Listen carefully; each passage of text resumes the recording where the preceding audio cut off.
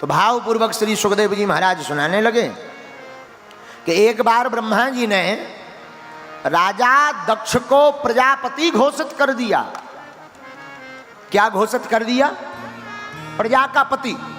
बोलो सीताराम। प्रजापति घोषित किया तो सम्मान समारोह रखा गया। सम्मान समारोह में सब देवता पधारे, भोले बाबा भी, विष्णु भगवान भी, ब्रह्मा जी भी, सब जने आए, आकर बैठ गए। तो नेताओं की तो हमेशा आदत होती है कि थोड़ा देरी से आते। तो दक्ष प्रजापति भी थोड़ा देरी से आए कि ताकि लोग इंतजार करें। जब दक्ष प्रजापति देरी से आए तो सबने उठकर सम्मान किया, आहा पधारिए पधारिए पधारिए। लेकिन 3 लोग खड़े नहीं हुए, भोले बाबा, ब्रह्मा जी और भगवान विष्णु। अब ब्रह्मा जी तो हो गए पिताजी, विष्णु भगवान हो गए परदादा। भोले बाबा ने सोचा हम में और भगवान विष्णु ब्रह्मा में क्या अंतर है, सो भोले बाबा भी नहीं भय। लेकिन लोगों की आदत बड़ी खतरनाक होती है। 100 लोग प्रणाम करें, एक व्यक्ति ना करें तो उसी पर नजर जाती है कि आखिर ये है कौन। सब तो प्रणाम कर रहे हैं, ये भाई साहब कौन है? हाँ। तो राजा दक्ष ने गौर से देखा कि सब तो सम्मान कर रहे हैं, पर ये तीनों बैठे हैं, पर एक तो पिताजी हैं, दूसरे परदादा, ये तीसरे भाई साहब क्यों नहीं उठे? ये तो हमारे दामाद हैं। और जैसे ही दक्ष प्रजापति बैठा और बैठते ही श्रूयताम ब्रह्म ऋषयो में सहदेवा सयग्नयः, सुनो सुनो सुनो। देवता चौंक गए कि मुख्य अतिथि का भाषण तो सबसे बाद में होता है, ये श्रीमान जी तो पहले ही दे रहे। लगता है कोई बड़ी बात, ऊंची बात है। हाँ हाँ भाई गौर करो, हाँ हाँ सुनाइए महाराज। अरे देवताओं, सभ्य समाज में एक भी असभ्य व्यक्ति आ जाए तो सभा का स्वरूप बिगड़ जाता है। तो सब एक दूसरी तरफ देखने लगे, भैया यहाँ असभ्य कौन है? राजा दक्ष बोले तुम्हें दिखाई नहीं पड़ रहा ये नंगा शिव? न बैठने का ज्ञान, न उठने का ज्ञान, हमेशा भूत प्रीतों के संग रहता है, भूतों जैसी आदत है। तो किसी ने कहा सरकार तुमको इतने अवगुण दिखाई दे रहे तो अपनी बेटी का विवाह क्यों किया? राजा दक्ष ने कहा वाह, हम और अपनी बेटी का विवाह ये नंगे के साथ? अरे वो तो पिताजी की आज्ञा थी, वरना कहाँ हमारी सुकुमारी कन्या इतनी सुंदर, और कहाँ ये मरकट लोचन वाला शिव। मरकट लोचन का अर्थ होता है बंदर सी आंख वाला। हाँ। अब थोड़ा नंदी तो फनफनाए तो भोले बाबा अगर आपकी आज्ञा हो तो हम जरा इनको डेकाडोन का लगाएं। भोले बाबा ने कहा नहीं नहीं नहीं, कीप क्वाइट साइलेंट, शांति के साथ बैठो। ये ससुराल की गालियां हैं, किसी को विवाह में मिलती, हमें शादी के बाद मिल रही हैं, प्रेम पूर्वक पाओ। अब बेचारा नंदी भी क्या करे, चुप बैठ गया। भोले बाबा को देख करके मुस्कुराता हुआ देख, अच्छा किसी को क्रोध हो, गुस्सा बहुत चढ़ी हो और तुम मुस्कुरा दो, वाह सो स्वीट। फिर देखो तुम उसके गुस्से का पारा एकदम भन, मैं खा जाऊंगा। और जैसे ही वो भन भनावे, शरीर कपे, सोई तुम फिर कह देना आहा क्या गजब जम रहे हो भैया। फिर तो वो दीवार में अपना खपाड़ मार लेगा। बोलो सीताराम। तो राजा दक्ष तो नाराज है, अब भोले बाबा तो एकदम मुस्कुरा रहे हैं। सदा वसंतम हृदयारविंदे, सदा आनंद में रहते भोले बाबा।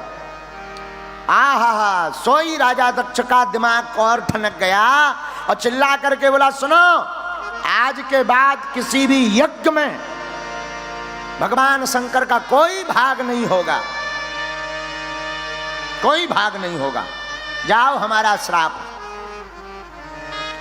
अब तो नंदी महाराज से नहीं रहा गया, नंदी महाराज का दिमाग खराब हो गया, बहुत बक बक बक बक बक सुन ली और खड़े भय तमक करके नंदी, क्यों?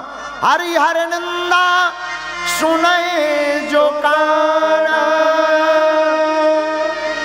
ओ ही पाप गौ घात समाना, ओ ही पाप गौ घात समाना। भगवान शिव की, विष्णु की, माता पिता और गुरु की निंदा नहीं सुननी चाहिए, वरना गो हत्या बराबर पाप लगता है। हाँ, न कहनी चाहिए न सुननी चाहिए। नाराज हो गए दक्ष, तो नंदी ने खड़े होकर के श्राप दे दिया, ए दक्ष, जब से आया बक बक बक बक बक किए जा रहा, जा, हमारा श्राप है तेरा मुंह बकरे का लग जाए। भृगु मुनि जी वहीं पर खड़े थे, अपनी डांडी पर हाथ फेरते हुए भृगु जी बोले, ए नंदी, तुझे क्या लेना देना, ये ससुर दामाद का मामला, तू क्यों बीच में बोला, जा, हम भी श्राप देते हैं, शंकर जी के जितने गढ़ हैं सब पाखंडी हो जाएं। नंदी ने कहा, वाह, हमें पाखंडी का।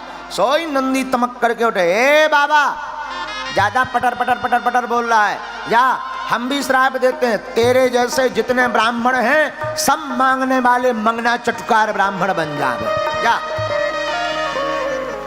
हम ब्राह्मणों को तो तब से ही मांगने का श्राप लगा है। अब वो ब्राह्मण किसी काम का नहीं है जो मांग के ना जाने। बोलो सीताराम, जोर से बोलो। लाला जी नहीं, बाकी ब्राह्मण तो मांगने ही होते हैं।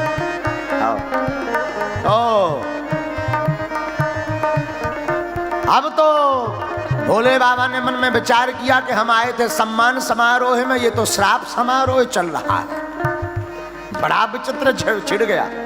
भोले बाबा ने सोचा यहाँ से भाग लेने में ही सार है। सोई नंदी का हाथ पकड़ा, ये चलो। अरे नंदी बोले थोड़ा और मजा ले लो। अरे भोले बाबा बोले कहाँ मजा ले लो, तुम श्राप में कहीं हमको भस्म और मत करवा दो, चलो यहाँ से। और भोले बाबा चले गए। बाबा गए,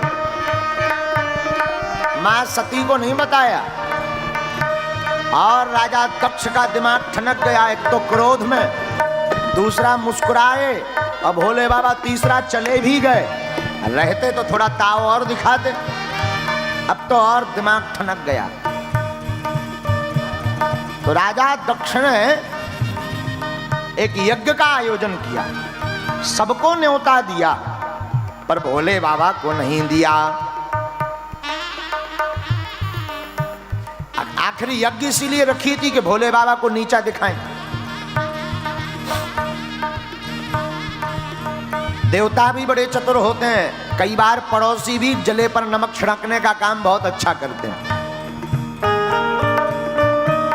तो जब यज्ञ के लिए सब देवता जाने लगे तो सब पुष्पक विमान कैलाश पर्वत के ऊपर से लिए जा रहे, हुन्न हुन्न हुन्न, हाँ, चले जा रहे, ताकि भोले बाबा का ध्यान जावे।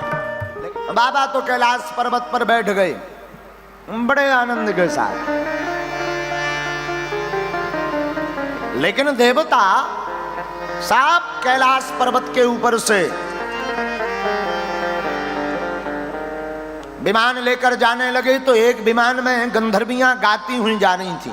तो माता पार्वती ने गौर से देखा, मां सती ने गौर से देखा, तो मां सती ने आवाज लगाई, अरे ओ गंधर्वियों, कहां जा रही? ओ हो, अरे सती, तू अभी तक घर पे बैठी है, तुझे पता ना है तेरे पिताजी ने कितने बड़े यज्ञ का आयोजन किया? ओ हाँ हाँ पता है, तुम चलो चलो चलो, मैं अभी आई। झूठ बोल दिया। मां सती भोले बाबा के पास आई, और आते ही माता सती भोले बाबा के चरणों को दबाने लगी। भोले बाबा समझ गए आज कुछ गड़बड़ है। जिस दिन ज्यादा सेवा तुम्हारी श्रीमती जी कर में, बार बार मीठी चाय के लिए पूछें, बार बार बादाम का हलवा खिलावें, समझ जाओ या तो जेब कटने वाली है या गर्दन। बोलो सीताराम, जोर से बोलो, और जोर से बोलो। माता सती चरणों की सेवा करने लगी। भोले बाबा बोले, देवी आज क्या बात है, बड़ी सेवा निकल रही है। महाराज, हम स्त्रियों का तो धर्म है पति के चरणों की सेवा करना। बात भी सही है, विवाहित स्त्री का धर्म है पति के चरणों की सेवा करना प्रतिदिन।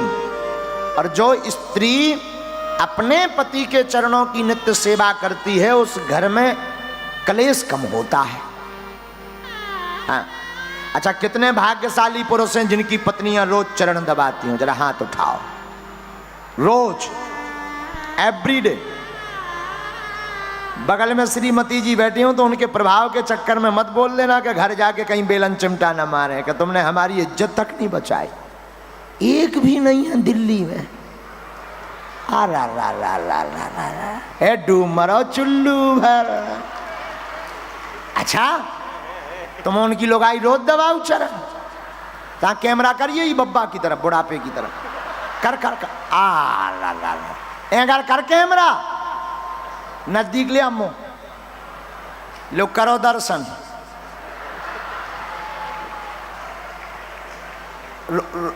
कहाँ के आओ? बदायूं के है साहब, उत्तर प्रदेश। अच्छा रोज तुम्हारी घरवाली चरण दबाओ? हाँ रोज। जब से आपसे जुड़े हैं तब से। अच्छा हाँ इसका मतलब इको श्रेय भी हम यहाँ कहा। उसके पहले तो झक मेंटर, उससे पहले भी बहुत सारा स्वभाव किया है। अच्छा सादा रोज चरण दबा? हाँ पहले भी कभी कभार दबाती थी। अब जब से आपसे जुड़े हैं अच्छा तब से डेली। ये तो कथा को प्रभाव सुनत रहियो, नहीं तो अगर ना सुनी कथा तो आगे गरो भी दबा है जो भी मान लो। अब बैठ जाओ। क्या नाम है आपका? रमेश चंद्र शर्मा नाम है। भाग्यशाली हो के तुम्हें ऐसी लोग आई मिली। भाग्यशाली। कहाँ की है तुम्हारी घर भाई? बदायूं की है। अच्छा उतई की है। हाँ उतई की। उतरब की माता साजी होत कहाँ आई? जय गुरुदेव जी। जय हो बैठ। जय गुरुदेव जी। लो बताओ। बागेश्वर धाम की जय। श्री बालाजी सरकार की जय हो। बैठ जाओ। इन्हें ताली बजा दो, तुम उनकी नाक बचा दई। जितने पुरुष बैठे उनकी नाक इनने बचा दई, नहीं तो कटा गई थी सब यार। हाँ बैठ जाओ सब जन बैठ जाओ। क्या तुम उनकी दवा का? हल्के हल्के लड़का वाले लोग खड़े हो गए जिनके ब्याह लो नहीं भाई। अच्छा दिल्ली को आदमी पगलासो है, बागेश्वर धाम को नहीं। बागेश्वर धाम के पागल हो के नहीं हो? हाँ इन बिगड़े दिमागों में भरे अमृत के लच्छे हैं। अरे हमें पागल ही रहने दो, ऐसे तो हम पागल ही अच्छे हैं। तो माता सती चरणों को दबाने लगी। भोले बाबा बोले देवी जी आज बड़ी सेवा हो रही, क्या कारण है? तो सती ने कहा महाराज ये तो हमारे धर्म पत्नियों का धर्म है, पति के चरणों की सेवा करना। देखो ये परम धर्म है, स्त्रियों का धर्म है। देखो पति के चरणों में शुक्र का भाग होता है, शुक्र का। और जो स्त्री अपने पति के चरणों की नित्य सेवा करती है उस घर में कभी भी अलक्ष्मी और अशांति का वास नहीं होता है। अब इसका मतलब ये भी है जितने पुरुष हैं ये सब हमें 2-2 4-4 माला पहनाना हम तुम्हारे पक्ष में हैं। बेलन चिमटा से हमैया बचा रहे, नहीं तो आजकल तो रोज पूजा हो, आरती बारी। पहले के जमाने में स्त्रियां पतिदेव की आरती करती थी, पूजा करती थी। आजकल हाँ इसीलिए हमारी कथा सुनत रहो, बचे रहो। देखो उनकी घरवाई कैसी सुधर गई, बदायूं बारे की, रोज चरण सेवा करन। हाँ बोलो श्री राम जय राम।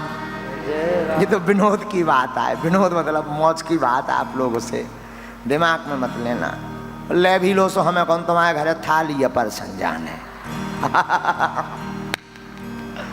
श्री राम जय राम जय राम। देखो हमारी तो मौज की कथा है, जो हमारे हनुमान जी के मन में आ गई सो बोल दी। हाँ हमारे लो भाई भाई धरो जैसे सिग्नल वैसी कथा। तो भोले बाबा ने पूछा देवी जी क्या कारण है? सती माँ ने कहा, जरा शब्दों पे गौर करना। हे भोलेनाथ स्वामी आपकी ससुराल में आपके ससुर जी ने एक सुंदर यज्ञ का आयोजन किया, वरना माताओं की आदत होती है हमारा मायका ऐसा हमारा मायका वैसा। लेकिन पार्वती सती जी क्या बोल रही? आपकी ससुराल में आपके ससुर जी ने विशाल यज्ञ का आयोजन किया। देवी कोई चिट्ठी पत्र आया?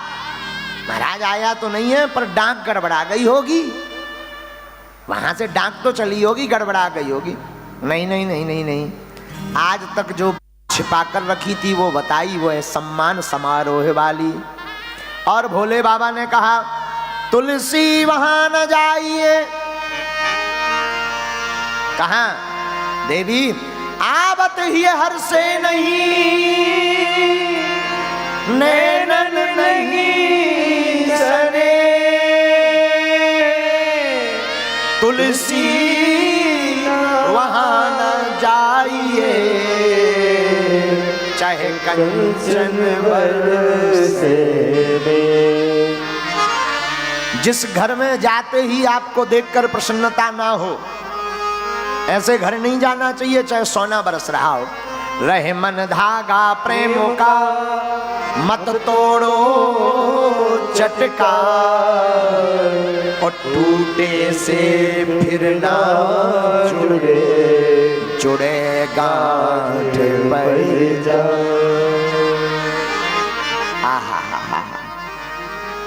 लेकिन सती नहीं मानी, गई, कथा सबको पता ही है। शरीर त्याग दिया, आवेश में गुस्सा में श्राप दे दिया और शरीर सती ने त्यागा। भोले बाबा ने रुद्रगणों को भेज करके यज्ञ को विध्वंस किया। वही सती पार्वती रूप में प्रकट भई हिमवान के घर पर, और पार्वती ने तपस्या की और भोले बाबा की तैयारी विवाह की होने लगी।